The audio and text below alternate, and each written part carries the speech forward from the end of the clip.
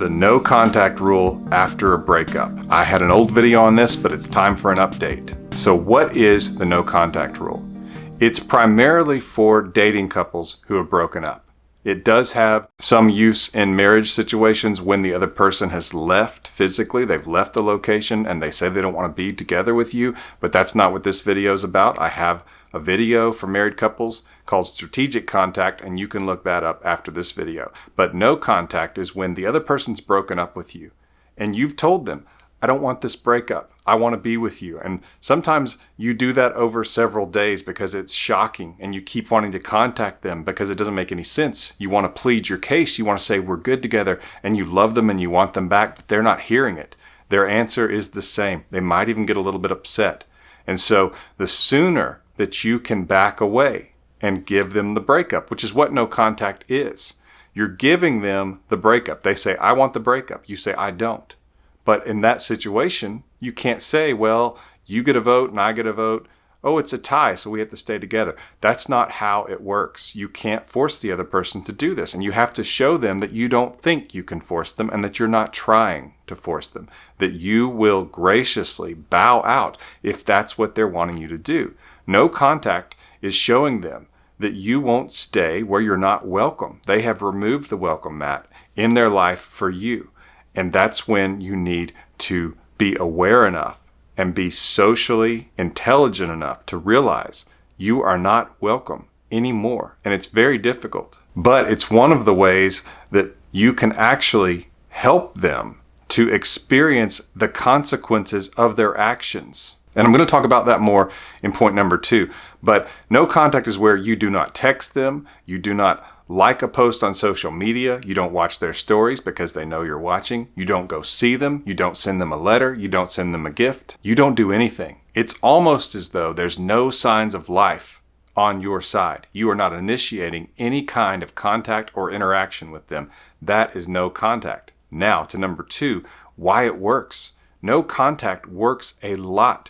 I get emails every single day, where people tell me that it has worked. I have a coaching staff and I provide coaching as well. You can get that at myexpatcoach.com. The link's in the description below, myexpatcoach.com. And we talk to people and we watch the experiences that they have. And I have watched this for close to 23 years now that I've been working as a relationship coach in relationship enrichment. And I see it happen. If I didn't see it happen, I wouldn't speak about it so confidently. It does not always work, but what does? A lot of it depends on how close you were in the relationship and what the issues are. But if it's a matter of the other person saying, I just don't feel it, my feelings faded, I think we're going in different directions, I need to work on myself, you deserve better. They say things like that, and usually they're cliches. They're just sort of something that they say that they think you can't argue with and that they can let you down easy, which is really not something that can happen, but they try to make that happen. And in those situations where it's not issue specific, it works the best. Part of the reason is because your ex goes through stages when they're not hearing from you after they broke up with you. At first, they're relieved. They're happy that they got it over with because they didn't want to hurt you. They're just glad that they got that awkward moment over with, and they think that maybe this means it's going to be easier from here on, that they're not going to hear from you and they can just enjoy this breakup because they feel like they wanted to get away from the relationship. They didn't see a future with you. They didn't feel the same intensity. They didn't feel the same passion. And that can be frustrating because we're kind of taught nowadays that sometimes love just fades away. It just disappears. But there's actually a lot of problems with that mindset, which I get into in a lot of videos. But basically, that can just mean that someone is mistaking peace for boredom. And no contact is a great way to pull that to the forefront of their mind and show them. But you have to stay away. Every day has to be like a drumbeat showing them you are not in their life anymore and you are not making an effort and that this is their decision and the consequences of their actions. And in time, they can start to see that not only are you strong enough to stay away, but that tells them you're strong enough to move on with your life. And you may be thinking, well, they want to break up with me. They don't want to be with me. Why would they care? They don't. They don't in that moment, right after the breakup. And maybe the first few days or even weeks. But in time, as the smoke clears and they start to maybe see that the grass is not quite as green as they thought, and they start to have to reflect on the memory of you, because it doesn't make sense the way that our minds work for a person to just be there and then be gone. Even if we told them to leave, we will think of them, we will remember things. And that's where some of those positives, especially if you think this was a great relationship and the breakup doesn't make any sense, then that's where you need to let them sit with that. And unfortunately, it's another situation of the human condition where we don't know what we have till it's gone a lot of times. And that's what you're trying to create. But that silence, first of all, it can bring about a situation where they miss you. As simple as that sounds. It's just you're not interacting with them. They're not seeing you every day. And if they are after a breakup, they certainly can't miss you. They certainly can't think the breakup's a mistake because you won't go away. So they're not getting to experience what it's like without you, to maybe miss you, which can actually get them to look back at the relationship with a less negative and more realistic mindset. Even though it's difficult, you want this person to experience life without you because they wanted to break up. And so if they don't experience that, how can they know if they want the breakup? How can they know if they want a life without you? They have to experience it and then experience negatives from that. That's when they can actually look at things with a much clearer mind and a clearer heart.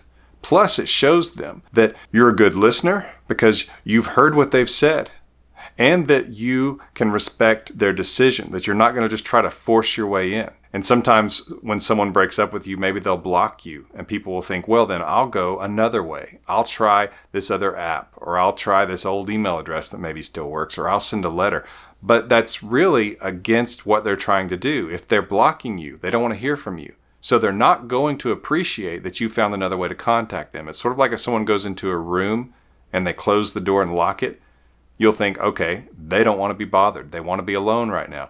Do you think that they will be happy about it if you go jump in the window, like you break the window and you go in there and you say, hey, I found another way in? Are they going to say, oh, I'm so glad you did. I hoped you wouldn't take me locking the door as an obstacle to seeing me? Do you see where it can make you look unstable when you try to go around their block and talk to them using another way? Plus, it takes away that scarcity. They are getting too much of you. It's like, here she is again. Here he is again. Why won't they leave me alone? That's the situation most people are in after a breakup, when they've said, I want to break up, and the other person keeps contacting them, asking them to change their mind, or if their feelings have changed, or trying to convince them that the two people were really good together and that they love them, and maybe they just don't understand that. And it's like they're trying to say, I don't think you understand what you're doing in breaking up with me. And I get that. That's what it feels like. It's like, do you see who you're talking to? That's what's going through your mind a lot of times. But you have to give them over to this. And that's what the no contact rule does. It gives them over to the breakup. It's letting them experience the consequences of their own actions. And it's very important, because if they don't, they will seek freedom. If you keep contacting them, they will wish that they could get to the day where you would leave them alone and you were out of their life. They will feel like a caged animal wanting freedom. So they will push for freedom. Their efforts will be to try to get themselves free, and they will long for it. They will build it up to be more important and better for them than it actually is. And you cannot have that, because they will see you as the enemy. You are keeping them from this freedom that they want. You've got to give them that freedom so that they stop pushing and running so hard away from you to try to get it. You want them to feel like that it was actually pretty easy, that they said they wanted to break up, and yes, you said, no, I don't want this, I love you, please reconsider, we're really good together, what's going on here? And they reiterated and they said, I want to be broken up. And that you accepted what they said and you allowed them to experience that. It's a very confident thing to do, to think, well, okay, it's someone who believes that they have a good life either way, that they will be able to move on. It's the confident part of it, and that's what your ex will assume. They will think that because you're not contacting them, that you're strong and that you have a good life and that you could move on. And that's what we want them to think, because that's when they start to realize this is serious, because I could lose this person. And you may think, why would they care? They broke up with me. And you're right. Right after the breakup, they don't care. But they also only know the dynamic of you wanting to stay with them, but they don't want to be in the relationship. That's the dynamic they're basing everything on. But when it looks like that's not true, they actually have to say, wait a minute, I better be right about this, because if I'm wrong, I will lose this person. And they may not think those exact words. It's more of a feeling. But that's how you get them to actually experience that and to look at that from a different viewpoint. Because if you just keep contacting them and you don't use the no contact rule, then the dynamics are the same as it was when you two were broken up. You want to be with them, they don't want to be with you. And so they're wanting to be away from you. And so nothing will change. They will, in fact, want the breakup that they are not getting because you won't leave them alone. But when you actually leave them alone, they can no longer assume that they don't want you, but you want them. And that changes the way they look at it. It's just how it is. They will actually view you as more valuable because you are not just right there constantly bugging them and they're thinking, I don't want to be with them. I wish they'd leave me alone. I'm trying to get away and I can't get away. You want them to be able to get away, because then they realize it was a house of cards. They thought that the dynamic was you wanted to be with them, but they didn't want to be with you. But now that they actually have to consider that they couldn't just contact you several months later and say, hey, let's get back together. And you'd say right away. That's actually a lot of what they assume at the breakup, because that's the dynamic that they are experiencing. This person wants to be with me. I don't want to be with them. That's what it feels like it will be permanently. And I've talked to a lot of people who actually break up with the person. They initiate the breakup and they will say, yeah, that's kind of how I felt. I wasn't thinking about it that much, but I was thinking that if I did want them back, that it would kind of just be that way permanently, that they want to be with me and I don't want to be with them. And the no contact rule brings that into question. Before I get to number 3, get more information on my emergency breakup kit. You can just go to myexbackcoach.com/EBK for emergency breakup kit. The link is also in the description below here. myexbackcoach.com. The emergency breakup kit is a powerful guide to help you get your ex back. Check out the link in the description to get more information on that. Number 3, is no contact a game? No, it's not a game. It's actually a mature response. Because when someone says, I don't want you in my life anymore, and you pitch a fit, you beg, you plead, you push, you cry, and you don't stop, and you just do it day after day, even though they're saying, I don't want to be with you anymore, it comes across as very immature. It makes you seem less valuable. It makes you seem like you have no other options, or that you feel like you're hopeless without them. And you may feel that way. That's okay. I get that. But you don't want them to feel that way, because again, the dynamic I mentioned earlier. But the no contact rule is a mature response to this. Sort of like when you're told no and you pitch a fit, is that mature? Now, it's one thing to say, I want to discuss this. Can we talk about this? Hopefully they'll say yes, and you can talk to them about it. A lot of you who are in breakups, that's happened. So you have talked to them about it. They do know how you feel. It's not a mystery. It's not a contest of, do you love them enough? Usually, when they break up with you, you want to be with them and they don't want to be with you. I can't speak to every single situation, but that's the one that I'm talking about. And so no contact is not a game. When you actually give the other person what they want, they're saying they don't want to be together anymore. So how could it be a game if you accept the reality of that? A relationship is when two people want to be together. So if one person does not want to be with the other person, it's not a game to admit that and see the reality of that, and to give them the breakup and let them see if they really want a life without you. That is the mature way to handle things. If you keep pestering and contacting the other person, I don't know what universe people live in who say that no contact is a game and that adults should talk to each other when you've already talked about it and the decision is the same, that they want to break up. So ignore what people say when they tell you, oh, don't play games, no contact is a game. The opposite of that is pestering and bugging and trying to force your way into a situation where you're not welcome. Doesn't make any sense. No contact's not a game. It's a mature response to a breakup, and it shows confidence in yourself. This person does not want to be with you anymore. You're giving them that decision. You're giving them that situation, and you're showing them that you can do so with grace and dignity. How is that not attractive? Why is it a mystery that it does work well? A lot of people talk about it because it works, and that's why I'm talking to you about it today. Number 4, will my ex forget me during no contact? No. No contact helps your ex remember. I still remember people that I went to school with when I was 5 years old.